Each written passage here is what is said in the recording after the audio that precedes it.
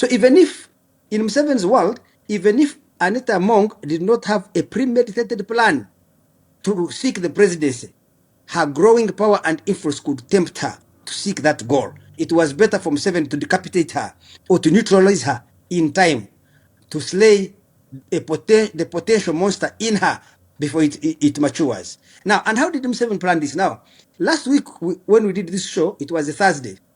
I told you that she had a meeting with the president. Kansoke mpozinge kao.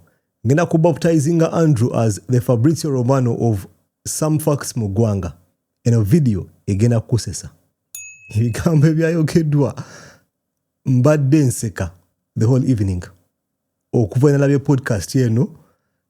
Some of the kanzite breaking news oba insights that twafunye. Ojjukira nga tugamba nti there was a meeting mu State House. Nga mu meeting eyo kigambibwa nti waliyo Honorable Triple A ne Honorable Kadaga n'abantu abala ab'eddiini kamugaso nnyako bannaddiini ne General yaliyo. Nga kigambibwa nti General teyali musanyufu about a few issues. Oyinza okugamba nti twafunye insights on what happened mu meeting. Nakigambye olunaku lw'eggulo nti omwami oyo, listen to him wamatu, cause ali close ku bantu nga General CDF ne General yennyini ayina emikwano mu State House. So kyayogera kitwale, cause always, most times, they're usually facts. When they reach State House, there is Kadaga there. There are 3 bishops, one for the Catholics, one for the Protestants, another one is the chairman of the Pentecostal bishops and priests or pastors. And then I think there was an evaluation in the meeting. There was the president and Anita Among. Actually, the meeting turns out to not have been about Anita Among. That's how Museveni wanted to structure it. When they enter the meeting, Museveni plays an audio and a video where Kadaga had gone to a witch doctor and asked the witch doctor to bewitch and kill Museveni, Mama Janet, Saleh, Mohozi, and Anita Among. 5 of them.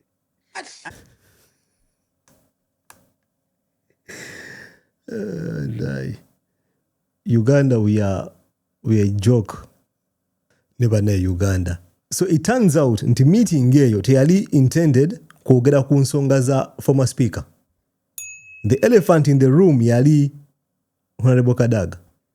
Nga bagenda kubimutuuzaamu cause the general had gotten yali afunye recording y'amaloboozi nga galaga nti Honorable Kadaga yagenda mu ssabo. Omanyi buli wenkyogera, buli wempulira nga Andrew akyogerako, the only thing that I picture is omukyalo nga ayingira essabo. So, agenda mu ssabo. Why do I think this is true? Kigambibwa nti teyabyegaana. Bayimutuuzaamu n'agamba yes, it's me. Naye nga ate the scary thing is nti yali agenze kuloga. To delete, number 1, the general, General CDF, and the entire family at jail. Tujukira nti we've seen pictures of Honorable Kadaga nga ayingira essabo biri ku internet. Ebintu bino, we are not attacking anyone. Siri kulumba muntu yenna, but some things are just too funny. Singa witchcraft was a solution to overthrow the general, singa yavaako dda. Abantu bangi, of course, I'm sure bamuloga. That should show you nti bino bintu bya bulimba. Anyway, I don't believe in that stuff. I don't believe in witchcraft. I don't believe in dark magic. Ndooza bakubba ssente zo. So, kigambibwa nti Honorable Kadaga yayingira essabo nga the intention kuloga, kudeletinga. Can you imagine?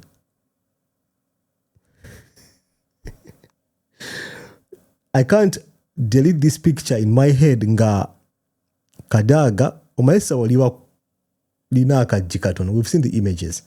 Omuntu olina okukkamu oyingire munda. Ogende wassa ngoma. Babba sente. All those are lies. So ayingirayo mbu.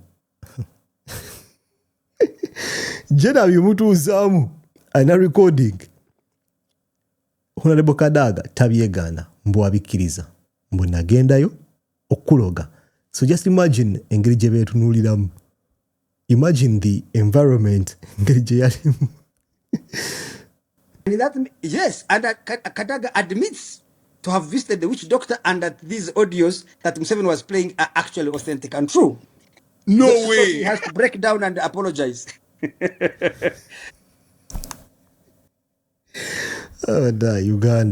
Uganda, we are a joke.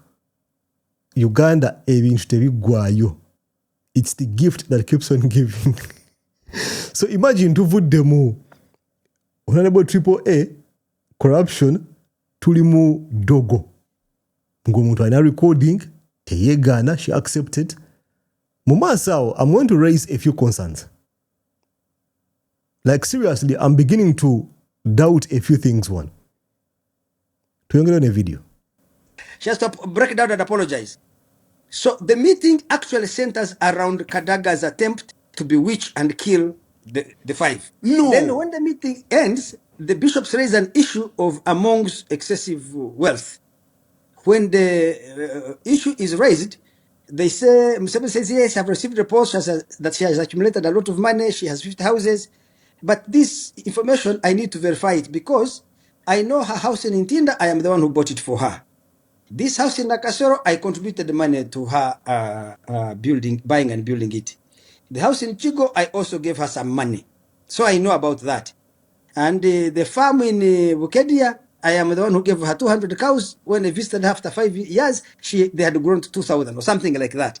So at least some of this wealth, I know about it, and I was an active participant in their creation. Now, what I need to investigate is these other 50 houses they're talking about. Kampozinga kawo. Jena nkugamba nti ennyumba y'e Nakasero ngimanyiiko. Ey'Ekigo ngimanyiiko. Bukedea manyiyo. We've got a report oba amawulire. Simanyi oba bituufu. Yesterday nga gagamba nti when they offered the Rolls Royce to Honorable Triple A, yagambako mbu. Don't take my word for this, but I'm sure you've seen it. Yagambako general. Namugamba nti bali kumpa gift njikirize. It's everywhere. I'm sure you've seen it. Nti general namugamba go ahead and accept the car. Simanyi oba bituufu. Now we are hearing stories nti mu meeting mwalimu bishop omu eya complaining ku byobugagga byani bya Honorable Triple A. The meeting kigambibwa according to Andrew was not centered around Triple A. The meeting was to address the elephant in the room of witchcraft. Ya former speaker okuloga mukama we ne family ajijewo nga evidence weri and she accepted. So I'm getting questions. One, I'm getting so many things running in my head. Kanchikubuze gwandaba, could this be a setup? Omanyi, we don't have to stick on one thing nga tulina prevailing circumstance oba evidence omupya. Could this be a setup? Tulina okukyebuuza. Yes, the evidence doesn't show otherwise. Evidence eraga nti emikisa mingi nti Triple A yayinamu embeera endala eya corruption. The evidence gye tulina mu kaseera kano. Nkoze video endala ku channel egenda kubeerako. You see it. Ngambuza questions zezimu. So we're hearing nti Jeno knew about the houses. Knew about the ente. Yamu ente bibiri after 5 years nezifuka ente 12. So it seems like he knew about the wealth of Triple A. Eungasi surprise. Naye it looks like he was fed information mbu aina amayumba amalala. 50 houses. Enyumba 5 mu ggwanga lyaffe. Okay, unless ngamba zona zifananga chi zetulabye. But people own enyumba ezisingawo. Normal people. So we need to ask ourselves the question. Could this be a setup? Betuli mu kulaba wano nti omuntu ajja okuloga. Teyeegaana. Sagala omuntu yenna omuwagizi wa former speaker Honorable Kadaga anyiige. Bigambo bya Andrew akugamba nti teyeegaana. She admitted, I went to a shrine to bewitch you, to delete you and your family. Then the meeting changes and the focus goes on someone else. Could this be a setup ng'omukyalo ono aina maybe some people abatamwagala? tuzze tubiwulire nga balina ebigambo bye bagamba general. Is it possible nga they went and fed the general some wrong information asobole okukyusa amaanyi agate ku mukyalo ono AAA? Because sincerely speaking, if the meeting goes on nga omuntu omu azze okujjawo, then right now she is free nga atambula. Of course, it's none of my business because since go bali baluga, but it looks like a big coincidence. It looks like Mundabe Young, something does not add up. Tuyinza okuba tuli wano ku internet nga tuli kukomerera omukyala ali innocent. We might be here nga we are putting all our efforts amaanyi ku muntu goba setting up. We have to keep that option available. Again, tujja kulinda police, CID, UPDF, ekola investigations because I have full faith in them to give us over the public a final report of what they've found. Naye tulidde nti basanga emitwalo 4,200. There were no billions, there were no bags of money. Gali emitwalo 4,200.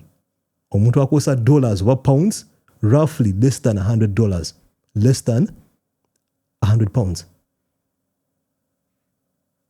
Should we begin asking questions? Should we begin looking at this differently? Because nachibagamba kino nti eno story egenda funa twist and turns, go post gena kuchuka mu kaseera kano zitandise okukyuka mu direction ey'enjawulo. Tweyongereyo. But otherwise, these people are lying. So after the meeting, Museveni, I think, asks everybody leaves and asks among to stay. And among, since the CDF General House had said, endorse somebody else, the president says, no, you don't have to worry. You remember, the sake of NRM has already endorsed you. I signed the declaration of sake. How can I, have you ever known me to change my agreement? So on Thursday, Anita leaves, re-energized that she's still in play. That is Thursday afternoon. Friday goes without an incident.